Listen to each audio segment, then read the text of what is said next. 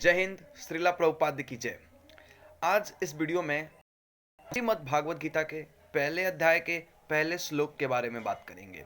तो श्रीमद् भागवत गीता में पहले अध्याय के पहले श्लोक में भगवान श्री कृष्ण बताना क्या चाहते हैं, और खास करके हम इस श्लोक से हम अपने पेरेंट्स को क्या समझा सकते हैं, मतलब इस भगवत गीता के पहले श्लोक से स्टूडेंट्स और पेरेंट्स क्या सीख ले सकते हैं। तो चलिए शुरुआत करते हैं। तो श्रीमद् भगवत गीता के पहले अध्याय के पहले श्लोक में भगवान श्री कृष्ण कहते हैं कि धर्म क्षेत्रे कुरुक्षेत्रे संयुता युयुत्सव मामका पांडव चस्वा किम कुरुते संजय। अब हम बात करते हैं इस श्लोक का भावार्थ क्या है, इस श्लोक से कहना क्या चाहते हैं। तो सर्वप्रथम इस श्लोक में जो धृतराष्ट्र बोलते हैं कि हे संजय, धर्म भूमि कुरुक्षेत्र में एकत्रित युद्ध की इच्छा वाले मेरे और पांडव के पुत्रों ने क्या किया। तो बहुत बारीक चीजें ये हम लोग को समझना चाहिए। इस श्लोक से मतलब इस श्लोक में धृतराष्ट्र बोल रहे हैं, संजय से पूछ रहे हैं कि धर्म भूमि कुरुक्षेत्र में जहां महाभारत हो रहा है वहां पे युद्ध की इच्छा वाले मतलब मेरे और पांडव पुत्रों ने, इनका कहने का मतलब है कि युद्ध का इच्छा मतलब अपने मन के अंदर युद्ध का इच्छा लिए हुए उनके पुत्र जो दुर्योधन है और पांडव, ये आखिर जो धर्म भूमि कुरुक्षेत्र है उसमें ये कर क्या रहे हैं, मतलब इनको रिपोर्टिंग चाहिए और संजय से पूछ रहे हैं। जाहिर सी बात है धृतराष्ट्र अंधे थे। तो हम बात करते हैं इस श्लोक से भगवान श्री कृष्ण हमें सिखाना क्या चाहते हैं। सबसे सर्वप्रथम ये बात हम लोग को मानना पड़ेगा कि अगर यह भगवत गीता का पहले अध्याय का पहला श्लोक है तो इससे भगवान श्री कृष्ण बहुत ही बारीक ज्ञान हम लोग को देना चाहते हैं। तो सबसे पहले इसमें भगवान श्री कृष्ण यह बताना चाह रहे हैं कि हम क्या धृतराष्ट्र से सीख सकते हैं। धृतराष्ट्र ने जो गलतियां किया उससे हम क्या सीख सकते हैं और अपने जीवन में हम उसको उतार के और हम कौन सी उपलब्धियों को पा सकते हैं और हम कौन से सकारात्मक विचार को दूर कर सकते हैं, ये चीज भगवान श्री कृष्ण हम लोग को इस श्लोक में सिखाते हैं। तो सबसे पहले हम बात करते हैं धृतराष्ट्र के बारे में। आखिर धृतराष्ट्र का अहम भूमिका क्या थी जो भी महाभारत हुआ उसमें। तो सबसे अहम भूमिका धृतराष्ट्र की थी, क्योंकि धृतराष्ट्र अंधा था, धृतराष्ट्र देख नहीं सकता था। मगर अगर हम देखें तो धृतराष्ट्र ना आंख से देख सकता था ना दिमाग से सोच सकता था। धृतराष्ट्र एक कपटी व्यक्ति था। उनके आंखों के सामने, धृतराष्ट्र के आंखों के सामने सारा चीज हो रहा था। मतलब महाभारत होने से पहले वो एस्ट्रोलॉजिस्ट, मतलब जो एस्ट्रोलॉजी के बारे में जानते हैं उनको बैठाएं और उन लोगों से पूछे ये युद्ध का क्या परिणाम निकल सकता है। तो एस्ट्रोलॉजिस्ट ने कहा था धृतराष्ट्र से कि ये जो महाभारत युद्ध हो रहा है इस युद्ध में आपके पूरे संतान का खात्मा हो सकता है, मतलब आपके पूरे संतान मृत्यु प्राप्त करेंगे। ये चीज धृतराष्ट्र जानने के बावजूद भी इस युद्ध को नहीं रोके।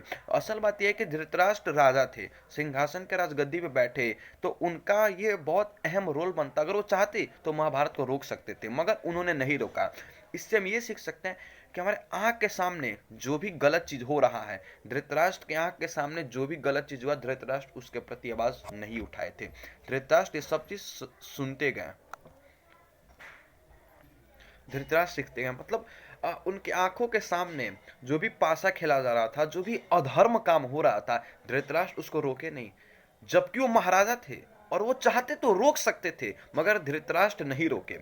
उनके आंख के सामने जो भी गलत हो रहा है वो देखते गए। तो सर्वप्रथम हम इस श्लोक से यह सीख सकते हैं कि हमारे आंखों के सामने जो भी गलत हो रहा है, चाहे उससे हम लोग को फायदा हो या ना हो, मगर अगर हम लोग के आंखों के सामने अगर गलत हो रहा है तो हमें भगवान श्री कृष्ण सर्वप्रथम ये चीज हमें बताना चाह रहे हैं कि हम अपने आंखों के सामने गलत नहीं देख सकते हैं। अगर गलत हो रहा है तो हमको उसके प्रति आवाज उठाना चाहिए और हमको उसको रोकना चाहिए। और धृतराष्ट्र यहाँ पर राजा की गद्दी पे बैठे थे, उनका कर्तव्य बनता था, उनका धर्म बनता था कि उसे रोके। दूसरी बात, धृतराष्ट्र सब कुछ पाने के चक्कर में, मतलब महाभारत होने के पीछे एक और बहुत महत्वपूर्ण कारण था। महाभारत तो धर्म के लिए हुआ, लेकिन दूसरा महत्वपूर्ण कारण ये था कि धृतराष्ट्र चाहते थे कि जो भी मतलब पांडवों का, मतलब जो भी साम्राज्य है, पांडव का जो भी धन है, वो धृतराष्ट्र इकट्ठा करके, मतलब धृतराष्ट्र और दुर्योधन पांडवों के पूरे साम्राज्य को ले ले। उनको पता था कि एस्ट्रोलॉजिस्ट ने कहा था कि इस महाभारत के युद्ध में उनका पूरा संतान नष्ट हो जाएगा, मगर फिर भी वो अपने आंख से अंधे मगर दिमाग से भी अंधे थे, वो सोच नहीं पा रहे थे और उन्होंने महाभारत करवाने दिया। क्योंकि वो लस्ट व्यक्ति, कपटी व्यक्ति थे, वो चाह रहे थे कि महाभारत में अगर बाई चांस अगर पांडव हार गए तो वो पांडव के धन को लेके और वो पूरा दुर्योधन को दे देंगे। धृतराष्ट्र का मेन जो नो मतलब वो मानसिकता था इस महाभारत के पीछे ये था, वो धन को लेने के पीछे थे। मगर धृतराष्ट्र सोच नहीं पा रहे थे इस चीज को। सब कुछ पाने के चक्कर में हमारे पास जो चीज है वो खोते जा रहे हैं। आज के टाइम पे भी ये हो रहा है कि हम लोग के पास सब कुछ है, सब कुछ तो नहीं, मतलब वो सब चीज है हमारे पास जिससे हम खुश रह सकते हैं, बल्कि हम उससे खुश रहना सीख सकते हैं। मगर फिर भी और ज्यादा की खोज में आज के लोग, जो उन लोगों के पास है, वो उसे खोते जा रहे हैं, क्योंकि उन्हें बहुत कुछ चाहिए और बहुत कुछ लेने के चक्कर में उनके पास जो कुछ भी है वो उसे खोते जा रहे हैं। जो सबसे अब दूसरी बात जो श्री कृष्ण यहाँ पे सिखाना चाहते हैं कि धृतराष्ट्र के चलते जैसे पूरा साम्राज्य बर्बाद हुआ, वैसे गलत लोगों के चलते ये नेशन बर्बाद हो जाएगा। अब मैं जो बात ये कहा हूँ ये बहुत बारीक चीज और ये हमें सीखना चाहिए था, तो सीखना चाहिए। धृतराष्ट्र धन के लालच में उन्होंने रोका नहीं महाभारत को और उन्होंने होने दिया। अगर वो चाहते तो पांडवों की तरफ से श्री कृष्ण को और भी जो भी बुद्धिमान लोग उनके सभा में बैठे थे उन लोगों से वो निर्णय करके बीच का रास्ता निकाल सकते थे। मगर धृतराष्ट्र ने यह काम नहीं किया और उन्होंने लड़ाई होने दिया। तो धृतराष्ट्र जैसे ना सोच पाने के कारण भले वो राजा के गद्दी पे बैठे, मगर वो लायक नहीं उस चीज के लिए, हम कह सकते हैं। धृतराष्ट्र के चलते मतलब जो भी पूरा महाभारत हुआ और उनका पूरा साम्राज्य नष्ट हो गया। आज इस टाइम पे भी, कलयुग में भी, जो भी गलत लोग मतलब बड़े राज गद्दी पे बैठ रहे हैं, मैं किसी को मेंशन नहीं करूंगा यहाँ पे, जैसे धृतराष्ट्र बैठे, बट उनके पास कैपेबल थिंकिंग नहीं था कि उस कैसे मतलब कोई भी सिचुएशन को डील करे। वैसे आज जो भी बड़े बड़े लोग बड़े बड़े गद्दी पे बैठ रहे हैं, वो गलत मानसिकता और वो प्रॉब्लम को डील नहीं कर पा रहे हैं, इसके चलते नेशन को सफर करना पड़ रहा है। जैसे धृतराष्ट्र के चलते पूरा साम्राज्य सफर किया, वैसे आज बड़े बड़े लोगों के चलते इस नेशन को सफर करना पड़ रहा है। अब तीसरा चीज जो हम इस श्लोक से सीख सकते हैं वो है नेपोटिज्म को बढ़ावा नहीं देना। नेपोटिज्म इस कलयुग में हर एक जगह हो रहा है, राजनीति में हो रहा है, बॉलीवुड में हो रहा है, मगर ये नेपोटिज्म महाभारत के युग से चलते आ रहा है। और हमें लगता है कि नेपोटिज्म अभी नया नया हो रहा है, मगर नेपोटिज्म बहुत पहले से आ रहा है और आजकल ये शब्द बहुत चर्चित है। तो तीसरे मतलब जो तीसरा ज्ञान है इस श्लोक का वो यही है, नेपोटिज्म को सपोर्ट मत करना। अब इस श्लोक में नेपोटिज्म कहाँ से आ गया, ध्यान से सुनिएगा मेरे बातों को। मैं तीसरा ज्ञान बताने जा रहा हूँ इस श्लोक का, जो धृतराष्ट्र से उनके पुत्र दुर्योधन। दुर्योधन छोटे से धन में मतलब कम धन में खुश थे। कम धन तो नहीं कह सकते, मगर उनके पास जो भी साम्राज्य था वो खुश थे। अगर वो चाहते तो पांडवों के साथ मिलके साम्राज्य को आगे करके साम्राज्य को मतलब निरंतर समानांतर रूप से वो बढ़ा सकते थे और खुश रह सकते थे दुर्योधन, और वो खुश भी थे। मगर धृतराष्ट्र के कारण सब कुछ लेने के चक्कर में, उनके बेटे को सब कुछ देने के चक्कर में उन्होंने सब कुछ खो दिया।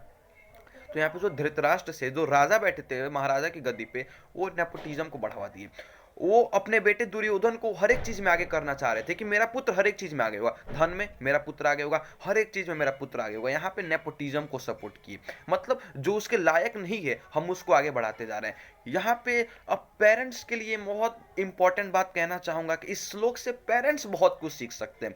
बोला जाता नहीं, श्रीमद् भागवत गीता ये किसी धर्म के लिए नहीं है, ये पूरे विश्व के लिए, और छोटा बच्चा बूढ़ा कोई भी पढ़े इस बुक से बहुत कुछ सीख सकता है। तो यहाँ पे भगवान श्री कृष्ण पेरेंट्स को भी संकेत देना चाहते हैं कि जैसे धृतराष्ट्र अपने बेटे, जो उसका बेटा लायक नहीं दुर्योधन, बट उन्होंने उसको आगे किया, धन के लालसा में अपने बेटे को आगे किए, वैसे ही आजकल के पेरेंट्स जब उनका बच्चा कैपेबल नहीं होता है बट फिर भी उनके पेरेंट्स उसको आगे करते हैं। तो यहाँ पे जरूरी है हमें अपने बच्चों को समझाने की कि पुत्र मतलब हमें उस चीज को लेने के लिए उसके लायक बनना पड़ेगा। हमें मतलब कपटी ना होके हमें मेहनत से उस चीज को पाना है। मगर यहाँ पे धृतराष्ट्र दुर्योधन को नहीं समझा पाए।